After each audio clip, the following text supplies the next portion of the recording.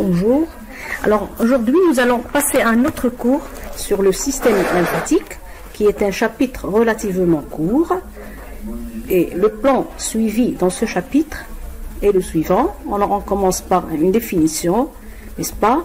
On va parler du réseau lymphatique, des organes lymphatiques et des pathologies liées au système lymphatique.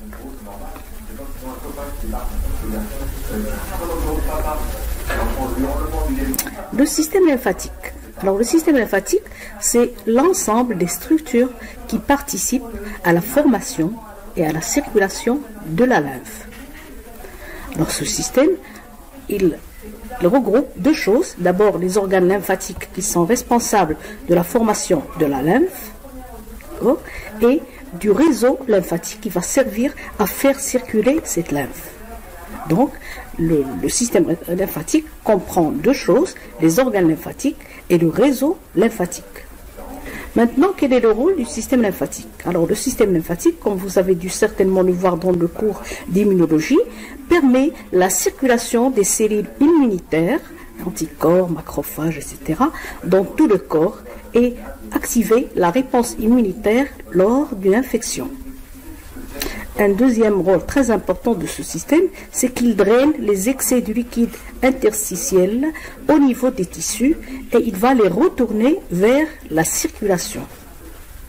Vous avez ici un lien très intéressant, je vous recommande vivement de le mettre sur Google et de le visualiser parce qu'il est très intéressant. Maintenant, on va parler de l'origine de la lymphe. Alors la lymphe provient du liquide interstitiel.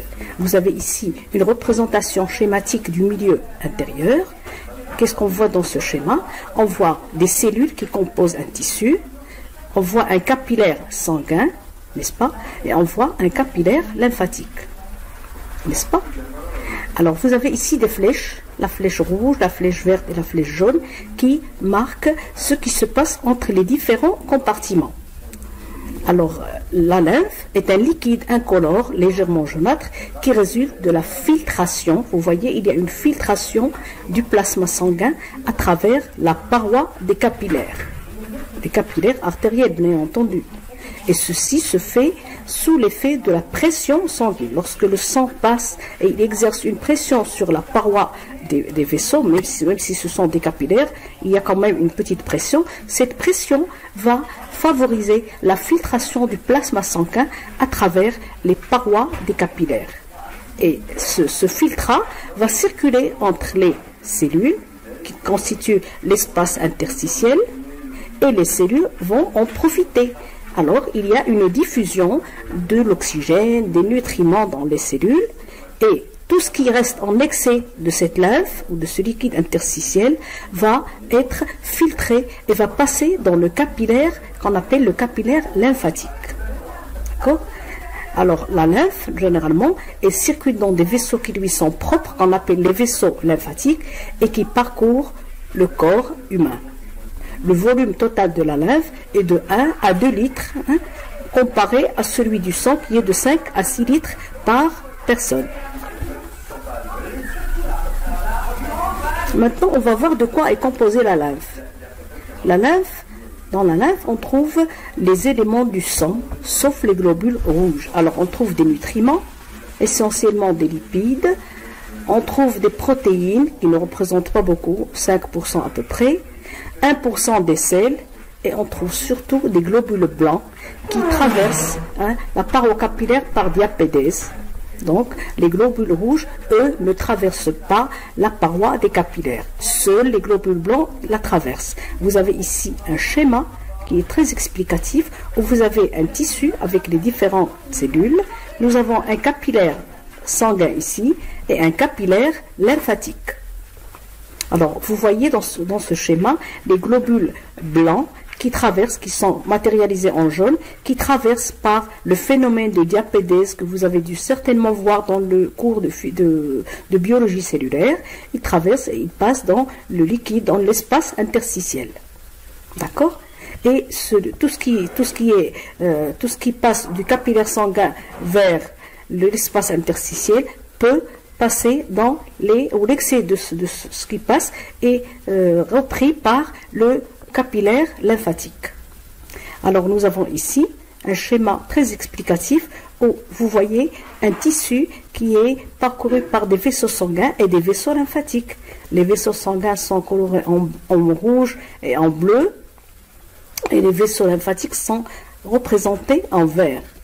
Vous n'avez qu'à voir le sens des flèches et vous comprendrez. Vous voyez, vous avez le sang qui arrive par des capillaires artériaux, d'accord, voilà, aussi vous avez une artère, une artériole, et ici vous avez les capillaires, n'est-ce pas? Alors, ce sang, il y a une filtration ou une diffusion, comme on a dit, hein, dans le liquide interstitiel, et après, les capillaires lymphatiques vont reprendre l'excès du liquide interstitiel et vont le faire circuler dans un réseau qu'on appelle le réseau lymphatique. La même chose ici, vous avez des vaisseaux sanguins et lymphatiques d'une villosité intestinale. Alors le sang est représenté par les vaisseaux rouges et bleus, artères et veines, et tout ce qui est gris est représenté par tout ce qui est vaisseau gris, représente la circulation lymphatique. Alors il faut savoir que la circulation lymphatique va en parallèle avec la circulation sanguine, à l'exception de certains organes comme le système nerveux central, les muscles, les cartilages et la moelle osseuse. Alors donc, on retrouve les réseaux lymphatiques, on les retrouve dans tout l'organisme, à l'exception du système nerveux central, des muscles, du cartilage et de la moelle osseuse. Vous voyez qu'il va en parallèle, n'est-ce pas? Alors, la circulation de la lymphe, bien sûr, comment circule la lymphe? Il n'y a pas de pompe qui va la faire circuler. Eh bien, ce sont les mouvements du corps qui poussent la lymphe à circuler dans le corps. Nous avons les contractions des muscles squelettiques et des muscles lisses, des parois, des vaisseaux lymphatiques qui permettent la circulation de cette lymphe. Alors, une chose très importante à laquelle il faut faire très attention, c'est que la lymphe circule toujours dans un même sens, une même direction. Et ceci provient, ou ceci est effectué grâce à des valvules qui sont orientées dans la même direction que la lymphe. Vous voyez ici un vaisseau lymphatique, vous avez le sens de l'orientation de circulation de la lymphe. Alors à chaque fois que la lymphe passe, les valvules sont ouvertes, et une fois qu'elles passent, elles se ferment et d'autres vont s'ouvrir. Tout ceci pour que la lymphe ne reflue pas dans le sens contraire. Vous avez ici un schéma qui représente la relation des capillaires lymphatiques avec les tissus, avec les cellules tissulaires et avec les capillaires sanguins. Vous pouvez prendre votre temps et le regarder en faisant attention à la direction des flèches. Vous voyez que le sang arrive par le système artériel, hein, d'accord? À ce niveau-là, hein, il y a un passage d'une partie du liquide interstitiel dans les vaisseaux lymphatiques, n'est-ce pas? Et ce sang ressort par le système veineux. Alors, on a toujours cette règle qui dit que à chaque organe, il y a toujours le sang circule dans le même sens. Il y a une entrée artérielle et une sortie veineuse. Et quand il y a des réseaux lymphatiques, alors le liquide interstitiel passe en excès, passe dans les vaisseaux lymphatiques. Le circuit de la lymphe.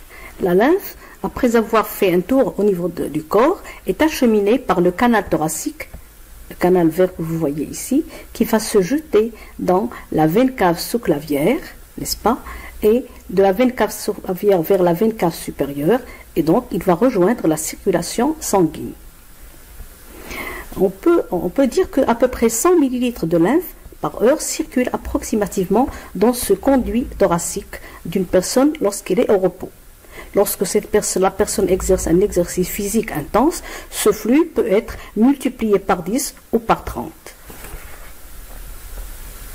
Le réseau lymphatique et ganglion lymphatique. Le réseau lymphatique est parcouru par des ganglions lymphatiques que vous voyez ici, qui sont des espèces de petits nœuds, hein, et qui sont au nombre de 600 à 700 dans le corps humain. Alors, voyons voir, chaque ganglion possède une zone corticale superficielle qui contient des lymphocytes et une zone médulaire interne qui contient des macrophages. Nous avons ici des vaisseaux lymphatiques, voilà, qui arrivent au niveau du réseau et qui sont munis de valvules. la lymphe arrive ici, elle est nettoyée, d'accord, et il en sort une lymphe toute propre. Donc, on peut dire que le réseau le ganglion lymphatique, qui se trouve sous forme de nœud, joue un rôle de filtre pour la lymphe grâce à la présence de lymphocytes et de macrophages avant qu'elle ne retourne dans la circulation, dans le système circulatoire. Donc, les ganglions lymphatiques jouent un rôle très important dans le nettoyage du réseau lymphatique. Maintenant, nous allons parler des organes lymphatiques ou organes lymphoïdes. Alors, les organes lymphatiques, il en existe deux types. Il y a les organes lymphatiques primaires et secondaires. Alors, les organes lymphatiques primaires sont la moelle épinière, la moelle osseuse ou bien le thymus. La moelle osseuse est localisée dans les os plats comme le sternum, les côtes, les vertèbres, les os iliaques et dans les épiphyses des os longs. Alors, en plus de sa fonction de producteur de cellules sanguines, la moelle osseuse assure aussi la différenciation et la maturation des lymphocytes B qui sont impliqués dans la défense de l'organisme contre des agents pathogènes. Ils sont appelés lymphocytes B parce qu'ils sont différenciés et ils sont différenciés au niveau de l'épiphyse, de l'os qui s'appelle en anglais bone. Bone veut dire os. Le thymus, deuxième organe lymphatique primaire, est situé, lui, à la base du cou. Il est constitué de deux grands lobes qui s'atrophient à l'adolescence et il participe à la maturation des lymphocytes T. T vient du mot thymus. Maintenant, nous allons parler des organes lymphatiques primaires et des origines des lymphocytes. Alors, les lymphocytes proviennent de la moelle osseuse et se développent dans les organes lymphatiques primaires. Voilà, nous avons un schéma qui est détaillé avec la légende. On peut dire que ici, l'origine des lymphocytes, c'est la moelle osseuse, n'est-ce pas? Le siège de développement, c'est tout ce qui est en jaune, c'est les lymphocytes T et les lymphocytes et la moelle osseuse. Et la différenciation s'effectue au niveau des ganglions lymphatiques, n'est-ce pas? Et ces lymphocytes, une fois immunocompétents et matures, vont circuler continuellement dans le sang, dans la lymphe et dans tous les organes lymphatiques de l'organisme. Maintenant, nous allons parler des organes lymphoïdes secondaires qui sont au nombre de 3. Nous avons les ganglions lymphatiques, qui sont des ganglions lymphoïdes secondaires. Nous avons la pulpe blanche de la rate et nous avons des tissus lymphoïdes associés aux muqueuses. Alors, le lymphoïde, les ganglions lymphatiques, on en a déjà parlé, n'est-ce pas? Nous avons la pulpe blanche de la rate qui se trouve ici, sous le foie, entre le foie et le pancréas. Alors la rate, c'est un organe lymphoïde secondaire très important et il est constitué de deux parties. Il y a la pulpe rouge et la pulpe blanche et justement, c'est la pulpe blanche qui constitue l'organe lymphoïde secondaire. C'est un organe qui contient des lymphocytes T et B et des macrophages, n'est-ce pas? Et il s'active généralement à une réaction immunitaire qui s'occupe de la purification sanguine. Pour terminer, un troisième type d'organes lymphoïdes secondaires, les tissus lymphoïdes associés aux muqueuses, qu'on appelle tissus lymphoïdes associés aux muqueuses. En fait, il s'agit d'un ensemble de tissus lymphoïdes non encapsulés dans des organes, mais associés à des muqueuses. Et ce système, justement, permet la protection des muqueuses, qui sont des sites très stratégiques pour l'entrée des pathogènes. Et il contient des lymphocytes B, T et des T auxiliaires. Alors, je vous montre un petit peu les exemples de ces maltes. Nous en avons des ganglions occipitaux qui sont situés derrière la nuque, des ganglions cervicaux, des ganglions situés sous la peau, ici, au niveau des aisselles. Nous avons des ganglions au niveau du thorax situés en profondeur, des ganglions de l'abdomen situés également en profondeur et des ganglions inguinaux qui se trouvent au niveau de l'aine du pli. Pour terminer, nous allons parler brièvement de quelques pathologies associées au système lymphatique. Alors, il faut savoir qu'il est possible que le système lymphatique ne remplisse pas ses fonctions de façon adéquate pour des raisons suivantes. Soit qu'il est bloqué, c'est-à-dire qu'il se produit une obstruction dans le système lymphatique, ce qui entraîne une accumulation de la lymphe, c'est ce qu'on appelle un lymphodème. un œdème de lymphe, soit par une infection qui peut entraîner du système lymphatique, qui peut entraîner un gonflement des ganglions lymphatiques parce que ceux-ci sont enflammés et infectés. Il s'agit là d'une lymphadénite.